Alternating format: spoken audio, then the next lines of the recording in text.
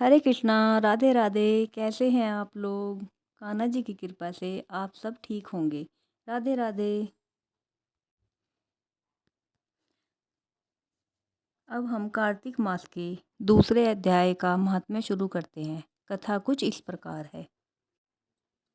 श्री कृष्णचंद्र जी ने कहा कि हे देवी गुणवती, अपने पिता और स्वामी को राक्षस द्वारा मारे जाने का संवाद सुनकर पिता और पति के क्लेश से दुखित होकर करुण विलाप करने लगी। हाय नाथ, हाय पिता, हमको त्याग कर तुम कहाँ चले गए? मैं अकेली कन्या हूँ, आप लोगों के बिना असहायनी। अब मैं क्या करूँ? अब मेरे भोजन और वस्त्रादियों की व्यवस्था कौन करेगा? घर में स्नेहपूर्वक पालन पोषण कौन करेगा? मैं कुछ भी नहीं कर सकती। मुझ विधवा की रक्षा कौन करेगा? मैं मूर्खा कहाँ जाऊँ? कौन मेरे दुख को दूर करेगा? कहाँ रहूँ? क्या करूँ? हाय हाय देव, मुझ पर ऐसा कोप हुआ, अब कैसे जीऊँ? मैं बड़ी ही पापिन हूँ। श्री कृष्णचंद्र जी ने कहा कि इस तरह रोती हुई वह मृगी की तरह व्याकुल होकर अपने भाग्यहीनता, असुखी, आशाहीन, जीवनहीन कहती हुई बोली कि अब मैं किसकी शरण में जाऊं जो मेरे दुख को हरे। तत्पश्चात वायु से आहत केले के वृक्ष की तरह वह पृथ्वी पर इस प्रकार गिर पड़ी। अधिक देर बाद होश में आई, फिर भी अत्यंत करुण विलाप कर बहुत विकल होकर शोक महासागर में डूब गई। अपने घर की सारी वस्तुएं बेचकर सावधानी के साथ उसने अपने पिता और पति की यथाशक्ति श्राद्धिक क्रिया की। इसके पश्चात उसी पुरी में निवास करती हुई वह विष्णु भगवान की भक्ति में तत्पर होकर शुद्ध शुद्ध तथा शांत स्वभाव से अपनी इंद्रियों को वश में करके वहीं रहने लगी। उसने जन्म से लेकर मरण तक एकादशी का व्रत तथा कार्तिक मास के विधिवत सेवन किया। हे प्रिय, ये दोनों एकादशी और कार्तिक व्रत हमें बड़े ही प्रिय हैं। मुक्ति मुक्ति भुक्ति पुत्र तथा संपत्ति को देने वाले परम परम पवित्र हैं। जो मनुष्य तुला की संक्रांति रहते हुए कार्तिक मास में प्रातःकाल स्नान करते हैं, वे चाहे पापी ही हों तो भी वे पापों से मुक्त हो जाते हैं। जो मनुष्य कार्तिक स्नान, जागरण, दीपदान तथा तुलसी के वृक्ष की रक्षा करते हैं, वे साक्षात विष्णु भगवान के तुल्य हैं।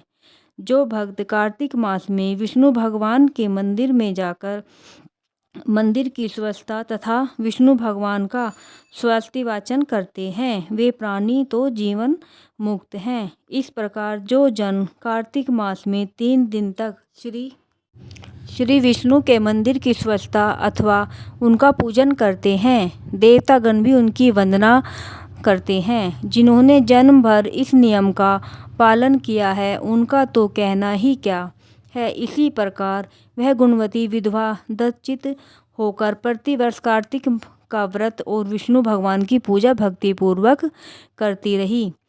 हे प्रिय, एक बार वह रोग के कारण दुबली हो गई थी तथा ज्वर से पीड़ित होने पर धीरे धीरे किसी प्रकार गंगा स्नान करने को गई। वह जल में स्नान करने के निमित्त उतरी और जाड़े से कांपने लगी और विकल हो गई। तब उसने आकाश की ओर से अपनी ओर आते हुए एक विमान को देखा, जो शंख, चक्र, गदा और पद्म आदि विविध शस्त्रों से सुशोभित विष्णु भगवान का रूप धारण करने वाला था। रथ तब मेरे विष्णु के गण विमान पर चढ़ाकर उस पर चवर डुलाते हुए अप्सराओं गणों से सुशोभित उस गुणवती को वैकुंठ में ले गए। वह गुणवती प्रज्वलित अग्नि की शिखा की तरह उस विमान पर बैठी हुई एकमात्र कार्तिक व्रत के प्रभाव से मेरे समीप आई। इसके अनंतर जब ब्रह्मादिक देवताओं के प्रार्थना करने पर मैं इस मानव लोक में आया, तब मेरे गण भी मेरे साथ आए हैं। हे भामिनी, ये समस्त यादव मेरे ही गण हैं।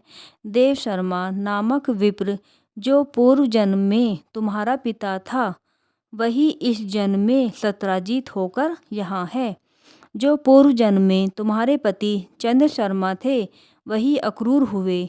और हे भामिनी, तू ही वह गुणवती है।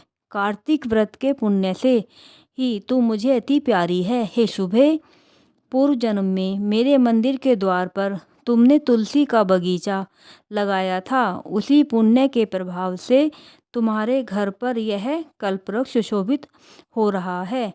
पूर्व जन्म में जो तुमने कार्तिक मास में दीपदान किया था, इसी कारण तुम्हारे शरीर में शोभा और तुम्हारे घर में साक्षात अचल लक्ष्मी निवास करती है।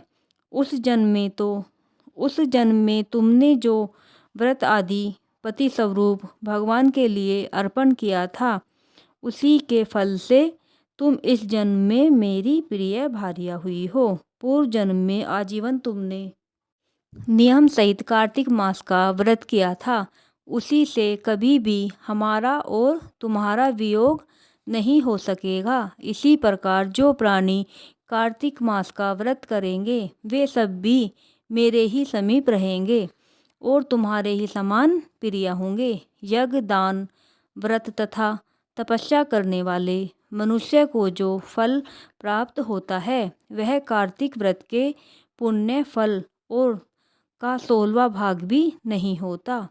श्री सूत जी बोले, इस प्रकार सत्यभामा श्री कृष्ण भगवान से अपने पूर्व जन्म संबंधी पुण्य के प्रभाव का वृतांत सुनकर प्रसन्न हुई। तब सारे संसार के आदि कारण भगवान श्री कृष्ण जी को प्रणाम कर करके बोली, राधे राधे।